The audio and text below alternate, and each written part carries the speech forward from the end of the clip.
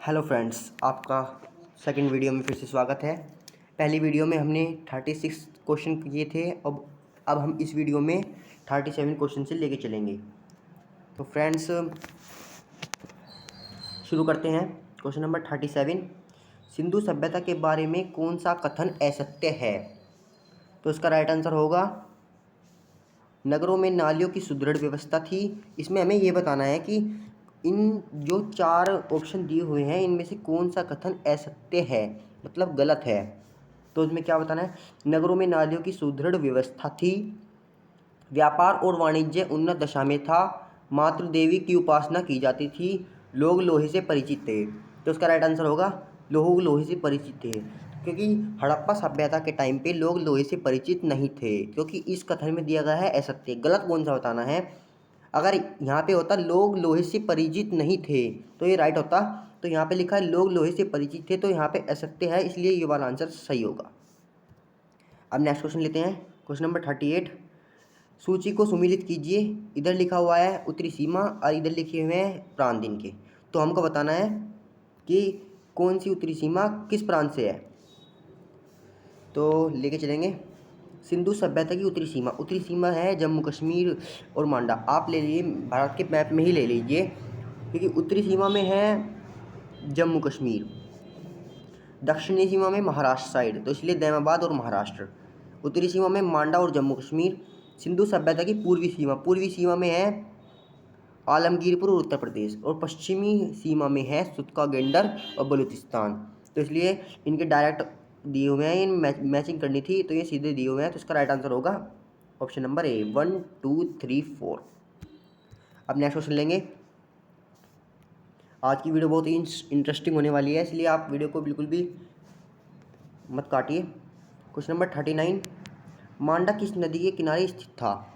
चेनाब नदी, सतलज नदी, रावी नदी, सिंधु नदी। तो उसका राइट आंसर होगा मांडा चेनाब नदी के किनारे स्थित है। मांडा चेनाब नदी के किनारे स्थित था।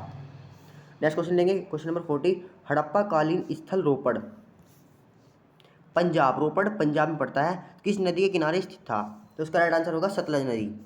आप ऐसे याद रखना, पंजाब से सतलज नदी, पंजाब सतलज नदी है, तो इसलिए वैसे पंजाब में 5 नदियाँ बहती हैं, वैसे सतलज नदी के किनारे रोपड़ था। किस नदी के किनारे था? रोपड़। पंजाब का पहले मतलब पुराना प्रांत नाम कह सकते हैं रोपड़, इसलिए ये दोनों एक ही हैं। क्वेश्चन नंबर 41, हड़प्पा में एक उन्नत जल प्रबंधन प्रणाली का पता चलता है। एक जल प्रबंधन प्रणाली का पता चलता है, तो हमको बताना है कि वो किस प्रांत में थी? धोलावीरा में, लोथल में, कालीबंगन में, आलमगीरपुर में। तो उसका राइट आंसर होगा ए, धोलावीरा में। जो जल प्रबंधन प्रणाली मिलती है उसका पता चला है वो है धोलावीरा में। तो नेक्स्ट क्वेश्चन लेंगे हम।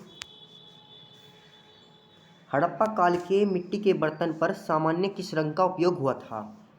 हड़प्पा कालीन जो बर्तन होते थे उन पर किस रंग का कलर, बस कह सकते हैं कलर, किस रंग के कलर होते थे? तो किस कैसे कलर होते थे? तो होता है नीला हरा। तो इसका राइट आंसर होगा नीला हरा। अब नेक्स्ट क्वेश्चन लेंगे 43, सिंधु सभ्यता निम्नलिखित में से किस युग में पड़ता है? तो इसका राइट आंसर होगा आदि ऐतिहासिक काल। ये मोस्ट इंपोर्टेंट क्वेश्चन है, तो आपको इसलिए इसे अभी याद कर लेना। सिंधु सभ्यता निम्नलिखित में से किस युग में पड़ता है? आदि ऐतिहासिक काल। अब नेक्स्ट क्वेश्चन लेंगे हम। सिंधु घाटी सभ्यता की विकसित अवस्था में निम्नलिखित में से किस स्थल से घरों में कुएं के अवशेष मिलते हैं? जिस से हमें पता चलता है कि लोगों के घरों में कुएं थे, तो उसका राइट आंसर होगा मोहनजोदड़ो। मोहनजोदड़ो से हमें ये पता चलता है कि लोगों के घरों में कुएं थे, कुएं के अवशेष मिलते हैं, घरों में कुएं के अवशेष जो मिलते हैं वो मोहनजोदड़ो से मिलते हैं, तो उसका राइट आंसर होगा मोहनजोदड़ो। अब नेक्स्ट क्वेश्चन लेंगे, इसको ऊपर कर लेते हैं एक बार। नेक्स्ट क्वेश्चन है क्वेश्चन नंबर 45, सिंधु घाटी सभ्यता की खोज निकालने में जिन दो भारतीयों का नाम जुड़ा है वे हैं। मैं आपको पहली वीडियो में बता चुका हूँ। सिंधु घाटी की जो खोज की थी वो राखलदास बनर्जी और दयाराम साहनी ने की थी, तो उसका राइट आंसर होगा ये पहले भारतीय थे, पहले 2 भारतीय थे जिन्होंने सिंधु घाटी सभ्यता की खोज की थी। क्वेश्चन नंबर 46, रंगपुर जहाँ हड़प्पा की समकालीन सभ्यता थी। रंगपुर एक प्रांत है, वहाँ पे हड़प्पा की समकालीन सभ्यता थी। ये बताना है कि वो किस प्रांत में थी? तो उसका राइट आंसर होगा सौराष्ट्र में। सौराष्ट्र में हड़प्पा की समकालीन एक और सभ्यता थी, वो थी सौराष्ट्र में। अब नेक्स्ट क्वेश्चन लेंगे, क्वेश्चन नंबर 47। हड़प्पा एवं मोहनजोदड़ो की पुरातात्विक खुदाई के प्रभारी थे। तो हमें इन चारों में से बताना है कि जो खुदाई के प्रभारी थे, तो उसका आंसर राइट आंसर होगा sir John Marshall. Sir John Marshall जो थे वे खुदाई की पुरातात्विक खुदाई जो हुई है मोहनजोदड़ो में, उस खुदाई के जो प्रभारी थे वो सर जॉन मार्शल थे। तो उसका राइट आंसर होगा sir John Marshall. Question number 48। निम्नलिखित में से किस पशु की आकृति जो मुहरों पर मिली है जिससे ज्ञात होता है कि सिंधु घाटी और मेसोपोटामिया की सभ्यता के मध्य व्यापारिक संबंध थे? हमें बताना है कि व्यापारिक संबंध थे किसके बीच? सिंधु और मेसोपोटामिया के बीच। तो वो किस पशु की मोहर के कारण पता चला है? तो इसका राइट आंसर होगा बैल, क्योंकि सिंधु घाटी जो सभ्यता के लोग थे वो कृषि के लिए बैलों का प्रयोग करते थे। तो इसका राइट आंसर होगा बैल। अब नेक्स्ट क्वेश्चन है 49। सिंधु घाटी सभ्यता के लोग करते थे विश्वास कहीं में करते, किस चीज़ में विश्वास करते थे? आत्मा और ब्रह्म में, कर्मकांड में, यज्ञ प्रणाली में, मातृ शक्ति में। तो उसका राइट आंसर होगा मातृ शक्ति में। वो लोग मातृ शक्ति में विश्वास करते थे, न कि आत्मा और ब्रह्मा, कर्मकांड और यज्ञ प्रणाली, वो किसी में विश्वास नहीं करते थे। तो वे विश्वास करते थे मातृ शक्ति में। Question number 50। निम्नलिखित में से कौन सा सिंधु स्थल समुद्र तट पर स्थित नहीं था? इन चारों में से एक ऐसा स्थल है जो समुद्र तट पर स्थित नहीं था। उसका राइट आंसर होगा सुरकोटदा। सुरकोटदा एक ऐसा स्थल है सिंधु सभ्यता का जो समुद्र के किनारे स्थित नहीं था। लोथल, बालाकोट, कोटदीजी, ये तीनों के तीनों समुद्र के किनारे स्थित स्थल हैं, तो इसलिए इसका राइट आंसर होगा सुरकोटदा। नेक्स्ट क्वेश्चन लेंगे, क्वेश्चन नंबर 51। निम्नलिखित में से कौन मोहनजोदड़ो की सबसे बड़ी इमारत मानी जाती है? मैं आपको पहली वीडियो में बता ही चुका हूँ कि इसका आंसर होगा विशाल स्नानागार। विशाल स्नानागार जो प्राप्त हुई है हमें, वो इमारत जो है मोहनजोदड़ो की सबसे बड़ी इमारत मानी जाती है। बड़ी इमारत है विशाल स्नानागार। नेक्स्ट क्वेश्चन है क्वेश्चन नंबर 52। हड़प्पा कालीन लोगों ने नगरों में घरों के विन्यास के लिए कौन सी पद्धति अपनाई? तो उसका राइट आंसर होगा ग्रिड पद्धति। ग्रिड एक पद्धति होती है जो पद्धति इन्होंने हड़प्पा कालीन लोगों ने नगरों में विन्यास के लिए, अपने घरों में विन्यास के लिए बनाई थी। तो इसका राइट आंसर होगा ग्रिड पद्धति। अब नेक्स्ट क्वेश्चन लेंगे हम। ये भी प्राचीन स्थल, एक तरफ प्राचीन स्थल दिए हुए हैं, एक तरफ पुरातात्वीय अवशेष दिए हुए हैं। तो हमें बताना है, इनका मैचिंग करना है। पहले दो क्वेश्चन आ भी चुके हैं ऐसे, तो उनमें हमें मैचिंग करना है। तो उसका राइट अभी हम कर लेते हैं, एक मिनट। लोथल किस पुरातात्विक अवशेष, लोथल से हमें क्या प्राप्त हुआ? ये स्थल दिए हुए हैं और हमें बताना है लोथल से क्या प्राप्त हुआ है। तो लोथल से प्राप्त हुआ है हमें गोदीबाड़ा। लोथल से हमें गोदीबाड़ा प्राप्त हुआ है। और कालीबंगन से ऊपर भी बता चुका हूँ, कालीबंगन से जुते हुए खेत प्राप्त होते हैं। लोथल से गोदीबाड़ा और कालीबंगन से जुते हुए खेत। अब है धोलावीरा की बारी। धोलावीरा से हड़प्पाई लिपि के बड़े आकार के 10 चिन्ह, 10 चिन्ह, बहुत इंपॉर्टेंट बात है, 10 चिन्ह वाला एक शिलालेख धोलावीरा से मिलता है हमें। हड़प्पाई लिपि के बड़े आकार के 10 चिन्हों वाला शिलालेख। और बनमाली से मिलते हैं हमें पक्की मिट्टी की बनी हुई हल्की प्रकृति मिलती है, हल्की बनी हुई वो मिलती है हमें बनवाली से। तो उसका सही मैचिंग कर देता हूँ मैं, इसका ये और धोलावीरा और बनमाली। तो इसका राइट आंसर होगा पहले का दूसरा 1 4 3। तो उसका राइट आंसर होगा ऑप्शन नंबर बी। अब नेक्स्ट क्वेश्चन लेंगे हम 54। निम्नलिखित पशुओं में से किस एक का हड़प्पा सभ्यता में पाई मोहरों और टेराकोटा कलाकृतियों में निरूपण अंकन नहीं हुआ? इन चारों में से एक पशु हमें ऐसा बताना है जिसमें हड़प्पा सभ्यता का न तो मोहरों पर और न टेराकोटा कलाकृतियों पर चित्रण नहीं हुआ, उसके बारे में कहीं पे कोई जिक्र नहीं है। तो उसका आंसर होगा शेर। लोग हड़प्पा सभ्यता में शेर के बारे में कहीं पे भी जिक्र नहीं हुआ, तो इसका आंसर होगा शेर। Next question 55। हड़प्पा वासी किस धातु से परिचित नहीं थे? तो आपको ये बताना है। तो इसका आंसर होगा लोहा। पहली वीडियो में एक क्वेश्चन आया था कि धातु कौन सी है, ऐसे ही क्वेश्चन था वो कि कौन सी धातु है जिससे वे परिचित नहीं थे, तो उसका आंसर होगा लोहा। तो इसका भी आंसर, ये क्वेश्चन रिपीट हो गया। नेक्स्ट क्वेश्चन लगे क्वेश्चन नंबर 56। निम्नलिखित में से किस स्थल से युगल शवाधान द्विशंकर का प्रमाण मिलता है? तो उसका राइट आंसर होगा लोथल। लोथल से हमें शवाधान द्विशंकर द्विशव का संस्कार का प्रमाण मिलता है। शवाधान द्विशव यानी दो शव कहाँ से मिलते हैं हमें? दो शव कहाँ से मिलते हैं? लोथल दो शव लोथल, ऐसे याद रख लेंगे, दो शव लोथल। अब नेक्स्ट क्वेश्चन है क्वेश्चन नंबर 57। कपास का उत्पादन सर्वप्रथम सिंध क्षेत्र में हुआ, ये पहली वीडियो में बता चुका हूँ, जिसे ग्रीक या यूनान लोग थे जो में उसको किस नाम से पुकारते थे? तो उसका आंसर होगा सिंडन। कैसे कपास सैसे सिंडन, इसका आंसर होगा सिंडन। सर्वप्रथम सिंधु क्षेत्र में हुआ कपास का उत्पादन, तो लोग जो ग्रीक या यूनानी लोग थे वो उसे किस नाम से पुकारते थे? उसका राइट आंसर होगा सिंडन। Question number 58। हड़प्पा के काल का तांबे का रथ किस स्थान से प्राप्त हुआ है?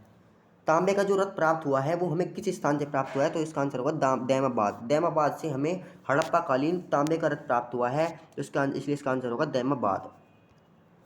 नेक्स्ट क्वेश्चन देखिए, क्वेश्चन नंबर 59। हड़प्पा वासी किन किन धातुओं का आयात करते थे? तो इसका राइट आंसर होगा चांदी, टिन, सोना। लोग चांदी का भी आयात करते थे, टिन का भी आयात करते थे और सोने का भी आयात करते थे, तो इसका राइट आंसर होगा 1 2 3, तो ये ऑप्शन सही होगा। वे चांदी का भी आयात करते थे, आयात वर्ड का जो है, तो टिन, सोना। नेक्स्ट क्वेश्चन लेंगे, क्वेश्चन नंबर 60। हड़प्पावासी लाजवर्द होती है भवन निर्माण की सामग्री, भवन निर्माण की सामग्री को हम लाजवर्द बोलते हैं, का आयात कहाँ से करते थे? तो इसका राइट आंसर होगा हिंदू कुश क्षेत्र के बदखशा से। हिंदू कुश क्षेत्र के बदखशा से में अपने भवन निर्माण की सामग्री का आयात करते थे, यानी खरीदते थे, मंगाते थे। अब नेक्स्ट क्वेश्चन है 61। अफगानिस्तान स्थित सिंधु सभ्यता से संबंधित स्थल है मुंडिकाक, सुतोरगोई, तो उसका राइट आंसर होगा ए और बी दोनों। मुंडिकाक भी अफगानिस्तान से स्थित है और सुतोरगोई भी अफगानिस्तान से स्थित है। फिर क्वेश्चन नंबर 62। कौन से नगर सिंधु सभ्यता के बंदरगाह थे? बंदरगाह नगर जो थे वो कौन से नगर थे सिंधु सभ्यता के? लोथल तो पहले भी आ चुका, लोथल एवं सुतकागेंडर, अल्लादीनो और बालाकोट और कुंतासी, तो इनका आंसर होगा डी। इनमें से कोई नहीं सिंधु सभ्यता के बंदरगाह नहीं थे, इनमें से कोई नहीं। 62 का डी। अब नेक्स्ट क्वेश्चन लेंगे हम। मोहनजोदड़ो से प्राप्त पशुपति शिव आदि शिव मोहर में किन किन जानवरों का अंकन हुआ है? तो इसका राइट आंसर होगा व्याघ्र एवं हाथी, गैंडा एवं भैंसा, हिरण, इनमें से कोई नहीं, तो इसका राइट आंसर होगा इनमें से कोई नहीं। जो पशुपति शिव और आदि शिव जी की मोहर थी, उनकी मोहर थी आदि शिव और पशुपति जी की, तो उसमें किसकी तरह हुआ, किसका अंकन हुआ है, किन किन जानवरों का अंकन हुआ है? तो इनमें से ना हाथी का हुआ, ये भी गलत है, और हिरण का भी नहीं हुआ, तो इसका राइट आंसर होगा इनमें से कोई नहीं। 63। Next question 64। किस हड़प्पा कालीन स्थल से नृत्य मुद्रा वाली स्त्री की कांस्य मूर्ति प्राप्त हुई है? ये बहुत मोस्ट इंपोर्टेंट क्वेश्चन है, मोस्ट इंपोर्टेंट, ये पेपर में बहुत बार आ भी चुका है, तो इसलिए इस क्वेश्चन को ध्यान से पढ़ेंगे। किस हड़प्पा स्थल से नृत्य मुद्रा वाली स्त्री की कांस्य मूर्ति प्राप्त होती है? मोहनजोदड़ो से, कालीबंगा से, हड़प्पा से और बनावली से, तो इसका राइट आंसर होगा मोहनजोदड़ो से। मोहनजोदड़ो से हमें नृत्य कला और स्त्री की कांस्य मूर्ति प्राप्त होती है। अब नेक्स्ट क्वेश्चन लेंगे, क्वेश्चन नंबर 65। किस हड़प्पा कालीन स्थल से पुजारी की प्रस्तर मूर्ति प्राप्त होती है? पुजारी की प्रस्तर मूर्ति कहाँ से प्राप्त होती है हमें? मोहनजोदड़ो से। नृत्य कला की स्त्री की मूर्ति मोहनजोदड़ो से, पुजारी की प्रस्तर मूर्ति मोहनजोदड़ो से। अब नेक्स्ट क्वेश्चन लेंगे, क्वेश्चन नंबर 66। किस सिंधु कालीन स्थल से एक ईंट पर बिल्ली का पीछा करते हुए कुत्ते के पंजे का निशान मिलता है? एक ईंट पर बिल्ली का पीछा करते हुए कुत्ते के पंजों का निशान मिला है, ये कहाँ से मिला है हमें? चनहुदड़ो से हमें एक ईंट प्राप्त हुई है जिस पर बिल्ली का पीछा करते हुए कुत्ते के पंजे के निशान मिले हैं, तो इसका आंसर होगा चानहुदड़ो इसका राइट आंसर होगा। अब नेक्स्ट क्वेश्चन है 67। किस हड़प्पाकालीन स्थल से प्राप्त जार पर चोंच से दबाए चिड़िया एवं पेड़ के नीचे खड़ी लोमड़ी का चित्रण मिलता है?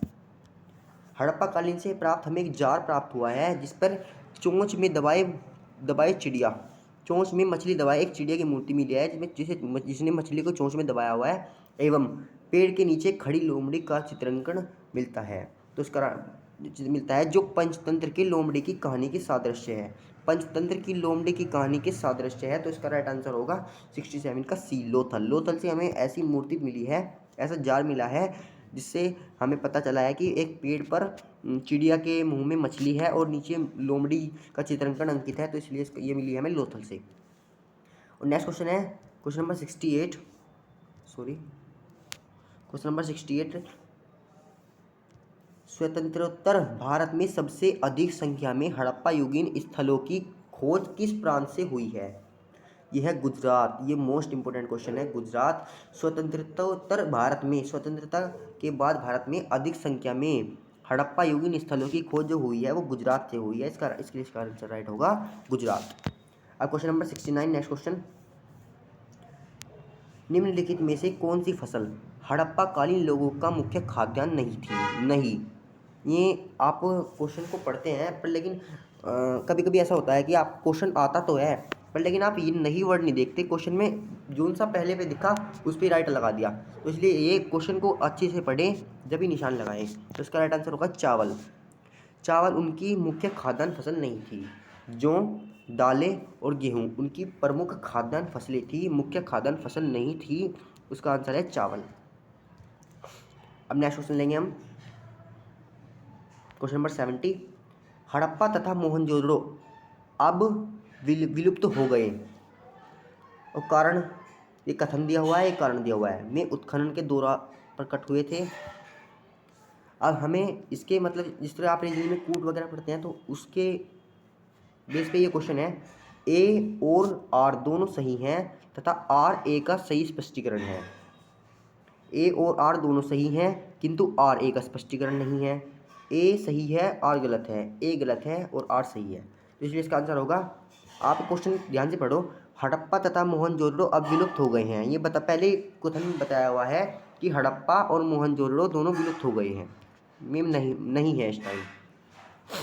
तो इसका अब जब हमें कारण पढ़ना है, वे उत्खनन के दौरान प्रकट हुए थे, तो यही आंसर होगा ऑप्शन ए और बी दोनों सही हैं, दोनों बातें सही हैं पर लेकिन आगे की बात पढ़ना, तथा आर ए का सही स्पष्टीकरण है। जो आर नीचे की बात बताई हुई है ये ऊपर वाले का स्पष्टीकरण है। हड़प्पा और मोहनजोदड़ो विलुप्त हो गए, इसका कारण है वे उत्खनन के दौरान प्रकट हुए थे। नेक्स्ट क्वेश्चन है क्वेश्चन नंबर 71। सिंधु घाटी सभ्यता के संदर्भ में निम्नलिखित में कथनों पर विचार कीजिए। ये दो कथन दिए हुए हैं नीचे, इन पर विचार करना है। तो हमें बताना है यह प्रमुखतः लौकिक सभ्यता थी, उसमें धार्मिक तत्व यद्यपि उपस्थित था, वर्चस्वशाली नहीं था। अब दूसरा पढ़ेंगे, उस काल में भारत में कपास से वस्त्र बनाए जाते थे। तो उसका राइट आंसर होगा ए और बी दोनों बातें सही हुई हैं। एक और पढ़ेंगे, यह प्रमुखतः लौकिक सभ्यता थी। जो सिंधु घाटी सभ्यता की लौकिक सभ्यता थी उसमें धार्मिक तत्व यद्यपि उपस्थित था, जो धार्मिक तत्व थे वे उपस्थित थे, वर्चस्वशाली नहीं था। अब दूसरा पढ़ेंगे, उस काल में भारत के कपास से वस्त्र बनाए जाते थे, क्योंकि कपास की खेती ज़्यादा थी, कपास उनकी मेन फसल थी, सर्वप्रथम फसल थी, इसलिए इसका आंसर होगा ए और बी दोनों। अब नेक्स्ट क्वेश्चन लेंगे हम क्वेश्चन नंबर 72। ये पूरा ले लेंगे क्वेश्चन को भी, एक मिनट। इसमें भी एक तरफ दिए हुए हड़प्पा स्थल, एक तरफ दी हुई है स्थिति, तो हमें बताना है कि कौन से स्थल पे कौन सी स्थिति है। 72 मांडा बताना है। हड़प्पा स्थल दिए हुए हैं, इधर सारे हड़प्पा स्थल दिए हुए हैं और ये स्थिति बतानी है कि किस स्थिति मतलब किस राज्य में पड़ते हैं, एक तरीके से ये बताना है। तो उसका पहले का है मांडा पड़ता है हमें जम्मू कश्मीर में हमें मांडा पड़ता है। और अब है दायमाबाद हमें कहाँ पड़ता है, दायमाबाद पड़ता है महाराष्ट्र में, दायमाबाद महाराष्ट्र। और कालीबंगा कहाँ पे पड़ता है, कालीबंगा पड़ता है राजस्थान में। और राखीगढ़ी हरियाणा। तो अब एक बार दोबारा पढ़ेंगे, मांडा पड़ता है जम्मू कश्मीर में, मांडा जो पड़ता है, ऊपर क्वेश्चन आया था उत्तरी सीमा में मांडा और जम्मू कश्मीर आए थे, तो इसलिए मांडा का होगा जम्मू कश्मीर। और दायमाबाद था, दायमाबाद नीचे साउथ की साइड में था महाराष्ट्र, तो इसलिए महाराष्ट्र होगा।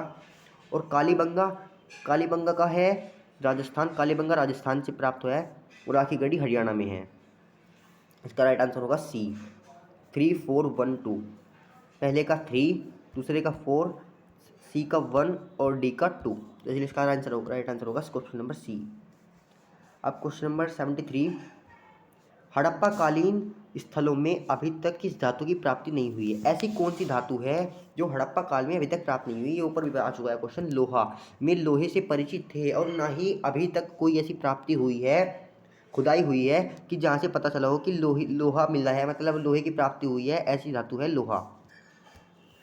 अब क्वेश्चन नंबर 74, किस पशु के अवशेष सिंधु घाटी सभ्यता में प्राप्त नहीं हुए? इसका आंसर है शेर। शेर का पूरी सिंधु घाटी सभ्यता में कहीं पे कोई जिक्र नहीं है, तो इसलिए इसकी सब में प्राप्त नहीं हुए, तो इसका आंसर होगा शेर। नेक्स्ट क्वेश्चन है क्वेश्चन नंबर 75, चांद हुदड़ों के उत्खनन का निर्देशन किया था? इनमें से किसने चांद हुदड़ों के उत्खनन होता है खुदाई का, जो निर्देशन किया था वो किसने किया था? तो इसका आंसर होगा J.H. मैके ने चांद हुदड़ों का उत्खनन किया था। नेक्स्ट क्वेश्चन लेंगे 76, नेक्स्ट क्वेश्चन और लास्ट क्वेश्चन है आज की वीडियो का। सिंधु घाटी सभ्यता के लिए मेसोपोटामियाई रिकॉर्डों में निम्नलिखित में से किस शब्द का प्रयोग किया गया था? जो मेसोपोटामियाई रिकॉर्ड हैं उनमें से इन चारों में से किस शब्द का प्रयोग हुआ है? तो उसका आंसर होगा मेलुहा। मेलुहा वर्ड है एक ऐसा, वहाँ पे मेसोपोटामिया रिकॉर्ड में मेलुहा वर्ड का प्रयोग हुआ है, तो इसलिए इसका आंसर होगा मेलुहा। तो फ्रेंड्स, अगर आपको ये वीडियो पसंद आई हो तो वीडियो को लाइक करना, चैनल को सब्सक्राइब करना और बेल आइकन प्रेस करना। और मिलते हैं अगली वीडियो में अगले टॉपिक के साथ। तब तक के लिए जय हिंद, जय भारत, वंदे मातरम।